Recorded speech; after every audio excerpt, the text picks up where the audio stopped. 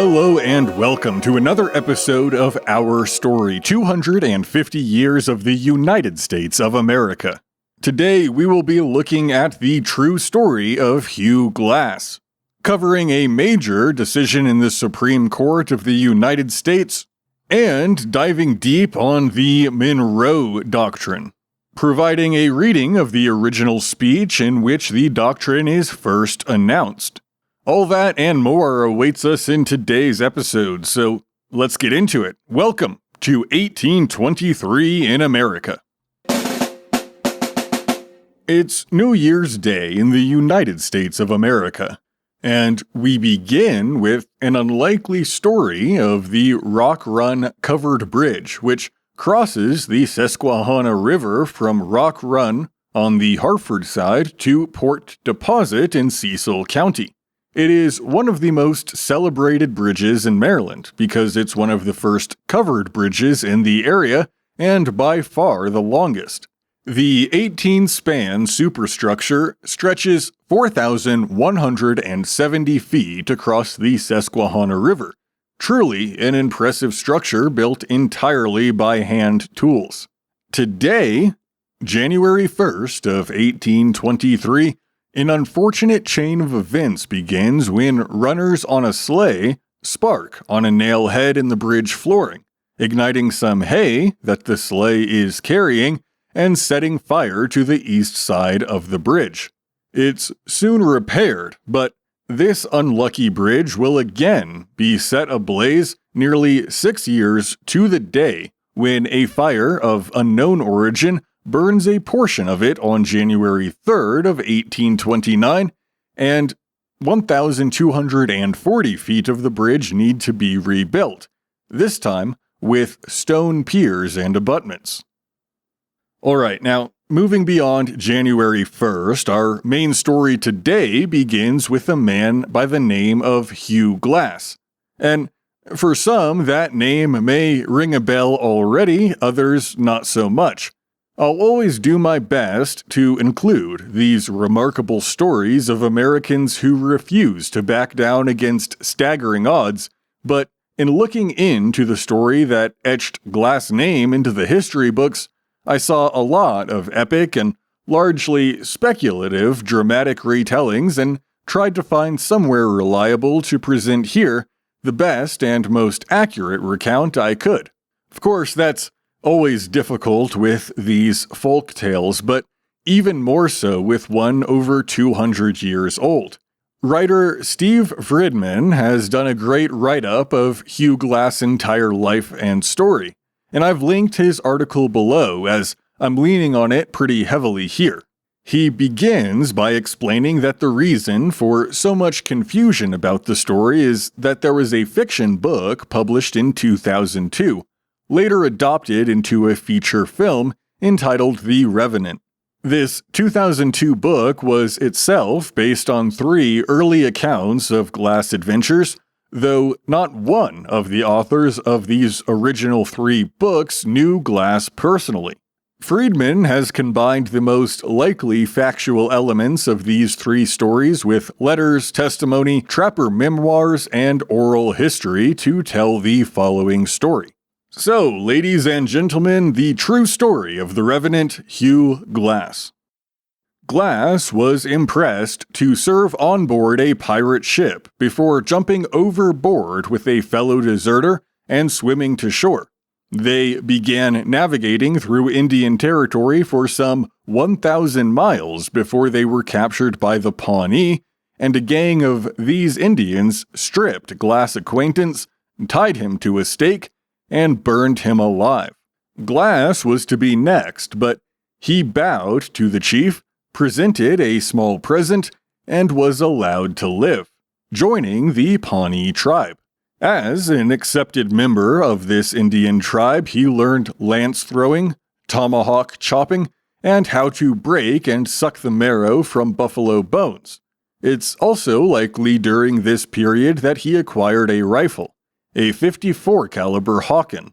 That brief backstory catches us up to today, 2 years after Glass initially joined the tribe, when, now in January, Glass heads east with the chief to meet with the U.S. Superintendent of Indian Affairs in St. Louis.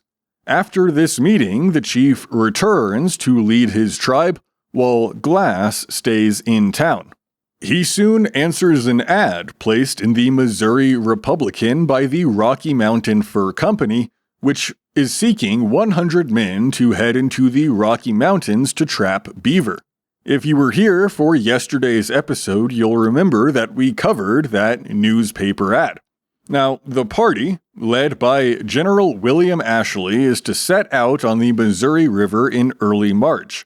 So, before we continue, on February 28th, a ruling on a significant case is made in the U.S. Supreme Court. And so, to summarize the case and ruling, we'll turn to the University of Minnesota's article about Johnson v. Mintosh. Thomas Johnson purchased a large tract of land in what is now Illinois and Indiana from the Pankashaw Indians in the 1770s.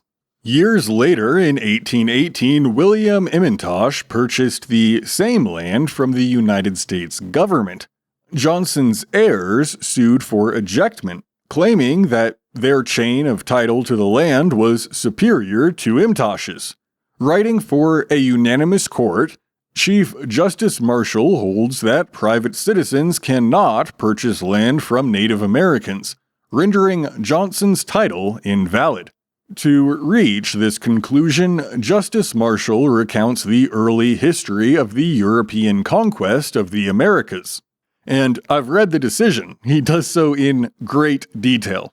He turns to the writings of several early modern legal theorists concerning the nature of the legal title obtained by a sovereign upon the conquest of lands that are already inhabited.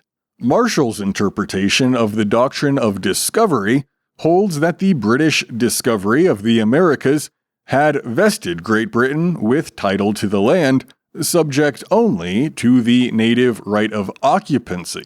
By gaining its independence from Great Britain, the United States inherited the exclusive right to extinguish the Native Americans' right of occupancy, making the federal government the only legal entity capable of validly purchasing land from Native Americans. Johnson v. Mintosh remains good law today and is still regularly cited in cases involving Indian land titles. Now, a book is published in Baltimore with the simple name 76, and is well known, though not as much as it used to be, for its pioneering use of colloquial language, Yankee dialect, and battle scene realism. The story is told from the perspective of a Continental Army soldier named Jonathan Odley, and follows multiple love stories interweaving with battle scenes and the overall progress of the war. Remarkably, it's reported that the novel was written over just 27 days, and this year gets its publication. I'm going to read a portion of the book authored by John Neal to give you an idea as to its writing style. He had just come in sight of the house, and were descending a steep hill, when, on lifting up his head for a moment and throwing his eyes about, he appeared to recollect the place, for he motioned with his hand to stop, and beckoning to me, I came up to him. "It was there," said he, "there exactly where that horse is passing now that they first fired upon me. I set off at speed up that hill, but finding 9 of the party there, I determined to dash over that elevation in front. I attempted it, but shot after shot was fired after me until I preferred making one desperate attempt, sword in hand, to being shot down like a fat goose upon a broken gallop. I wheeled, made a dead set at the son of a bitch in my rear, unhorsed him, and actually broke through the line. It was then that I first saw Archibald, and but for him, but no, I am not permitted to tell that I have promised not to tell. That he saved my life and brought down a fellow at 20 yards with a pistol ball at full speed, and I am very scrupulous, very, about my word. So, if you should ever hear of any such thing, you will do me the justice to remember that I refused to tell you. So a super engrossing writing style from an on-the-ground perspective during this Revolutionary War. There's tons of humor in there, and as I mentioned, romance. I've read through a couple chapters. I haven't read the whole thing. I'd love to get my hands on a physical copy of it, but it does seem hard to acquire. And it is worth noting that that use of son of a bitch is apparently the first time that that phrase was ever published in a work of fiction in the United States. An oddly specific first. Alright, now let's catch back up with Hugh Glass and General Ashley, who are heading up the Missouri River when Ashley lands a boat from the party to trade with the Arikara for around 50 horses. All seems to go well until the following morning when the Arikara attack, killing 15 men from the party. This event has broader implications beyond the story of Glass, actually, and begins a violent but brief war that ends in a peace treaty that we'll mention again in 1825. Alright, so Ashley's men, the other trapping party led by Lieutenant Andrew Henry, along with 250 U.S. soldiers and hundreds of Sioux, counterattack the Arikara village. It seems that after this siege, Glass joins Lieutenant Henry's men, and Henry soon sends 2 of his now roughly 30-strong group to hunt some meat, telling the rest to stay put, including Glass, who promptly disobeys and heads out foraging for berries. It's here that Glass famously meets something else that's foraging for berries, a grizzly bear, likely a mother. As she charges, Glass takes a shot that he claims finds its target, but doesn't lay down the bear, and Glass tries to run up a tree, but the bear grabs him by the leg, takes him to the ground, and tears a chunk from his buttocks. She rakes her claws across his back, bites his head, and shakes him like a rag doll. Glass slashes the bear repeatedly with his knife and says that he tries to yell, but what comes out is kind of a high-pitched gargling as his throat has been torn open and is now gushing blood. After the excruciating yet brief encounter, the bear drops dead, either as a delayed reaction from Glass' shot or from one of the shots from 2 of Henry's hunters who have heard the commotion and came to investigate. They bind Glass' wounds as best as they can, using sweaty, soiled pieces of fabric ripped from their shirts, and the next morning, having abandoned their boat, the group marches on, carrying Glass on a litter made from branches.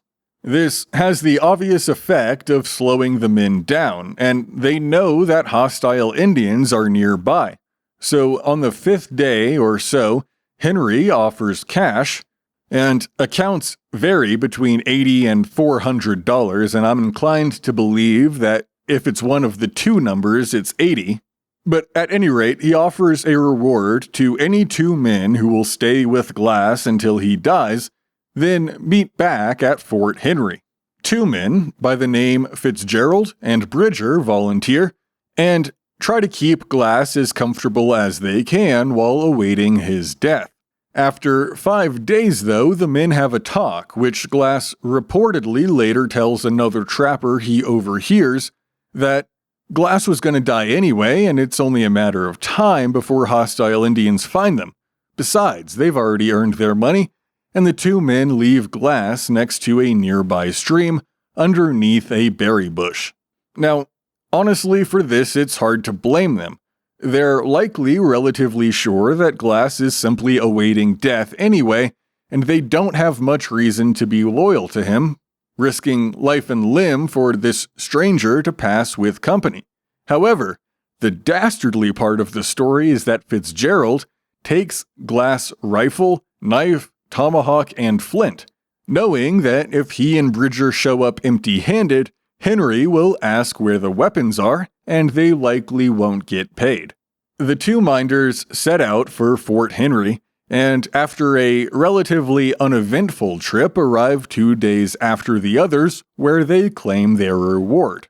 As for what happens now, Glass' solitary crawl to Fort Kiowa, all we have to go on is his testimony, as passed on to a bunch of men who in turn relay the account to reporters and writers, so we'll have to take it with a grain of salt. It's said that he lays by the stream for 5 days, subsisting on a large rattlesnake he killed with a sharp stone before beginning to crawl. Now, one of his legs is broken, his throat is mangled, and his buttock missing a chunk of muscle, but remarkably, he manages to walk. He eventually finds a pack of wolves eating a buffalo calf and waits until the predators seem full, then scares them off and begins eating the calf himself. By this point, he's composed himself enough to be burning with rage for the men who abandon him, and more offensively, taken his rifle. Glass spends a few days healing with the friendly Sioux Indians, and they extract maggots from his backside and pour their medicine on his wounds, and soon, Glass continues limping through the wilderness.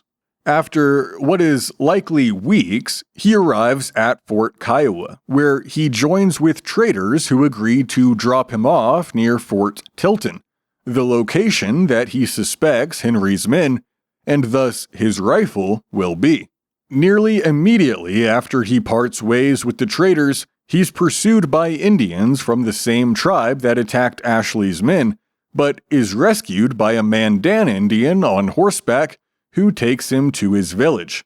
From this village, Glass begins the next stage of his epic journey to Fort Henry, about 400 miles back in the direction from which he just came. But before we get to that, on December 2nd, a new policy is announced by James Monroe during his 7th annual address to Congress, in which he forwards his idea for foreign policy.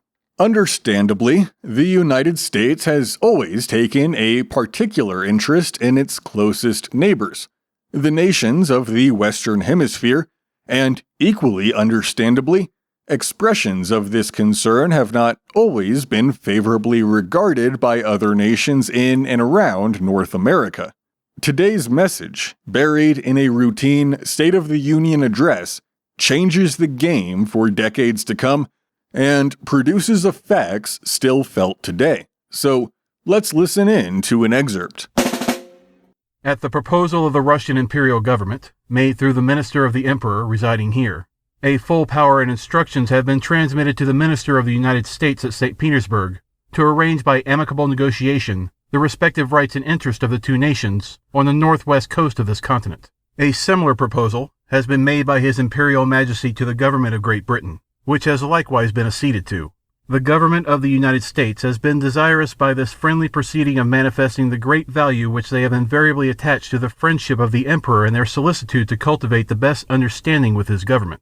In the discussions to which this interest has given rise, and in the arrangements by which they may terminate the occasion, has been judged proper for asserting, as a principle in which the rights and interests of the United States are involved, that the American continents, by the free and independent condition which they have assumed and maintain, are henceforth not to be considered as subjects for future colonization by any European powers. It was stated at the commencement of the last session that a great effort was then making in Spain and Portugal to improve the condition of the people of those countries, and that it appeared to be conducted with extraordinary moderation.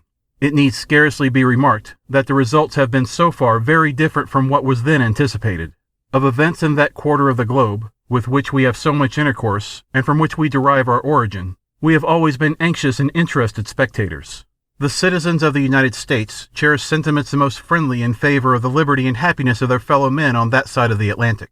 In the wars of the European powers and matters relating to themselves, we have never taken any part, nor does it comport with our policy to do so. It is only when our rights are invaded or seriously menaced that we resent injuries or make preparation for our defense. With the movements in this hemisphere, we are of necessity more immediately connected, and by causes which must be obvious to all enlightened and impartial observers. The political system of the Allied powers is essentially different in this respect from that of America.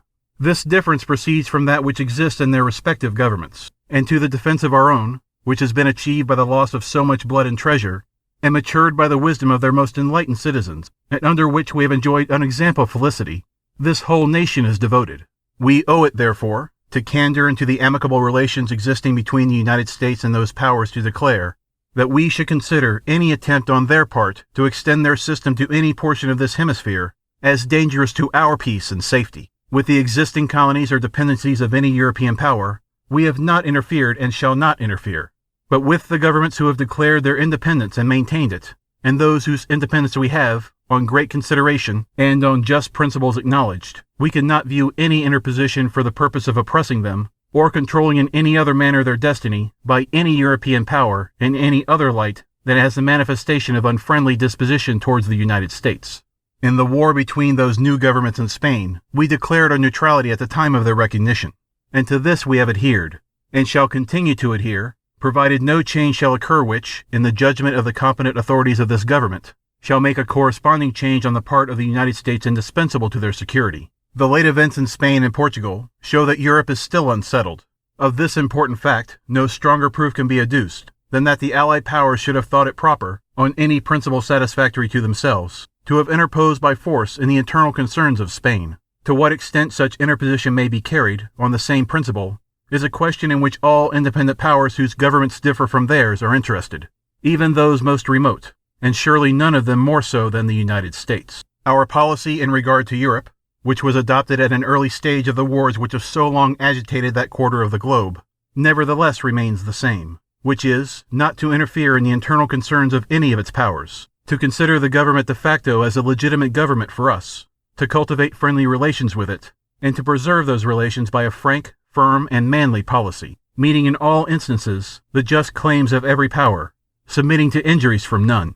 But in regard to those continents, circumstances are eminently and conspicuously different. It is impossible that the Allied powers should extend their political system to any portion of either continent without endangering our peace and happiness. Nor can anyone believe that our southern brethren, if left to themselves, would adopt it of their own accord.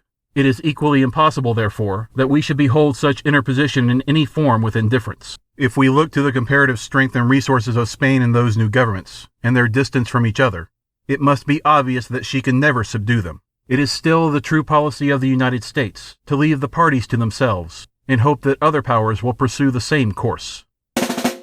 So, what James Monroe proposes here is now known as the Monroe Doctrine, which warns European nations that the United States will not tolerate further colonization or puppet monarchs in the Western Hemisphere.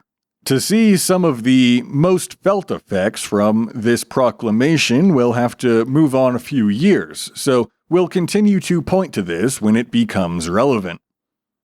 Alright, now back to today's protagonist, Hugh Glass, who's departed the Mandan tribe to hunt down the men who stole his rifle. Remember, there's no way truly to prove or disprove some aspects of his story here, as he's the sole witness, but there are some elements that we can corroborate later, so let's keep going.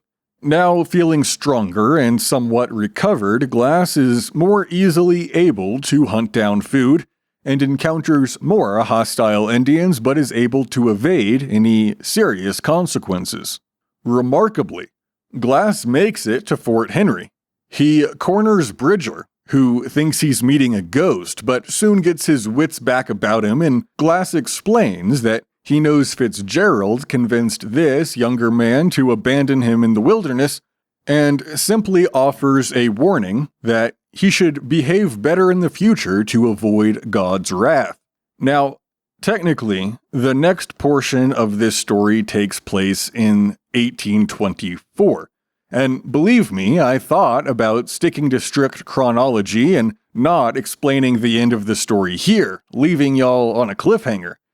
And that's exactly what I'm going to do. So I'll see you tomorrow and we'll explain how the story ends and bring this story to a close. Until then, like the video and subscribe or follow if you're able to on the platform on which you are hearing this. It really does help the show out, but not as much as if you were to share the show with somebody that you know. That would be awesome. Tomorrow's episode is going to be a little bit of a longer one, as we'll not only wrap up the story of Hugh Glass, but also cover a few turning points in the year, begin the story of what is now called the corrupt bargain, and dive deep on the presidential election. All that and more awaits us in 1824, so for now, I will say this has been our story, 250 years of the United States of America, and as always, thanks for listening.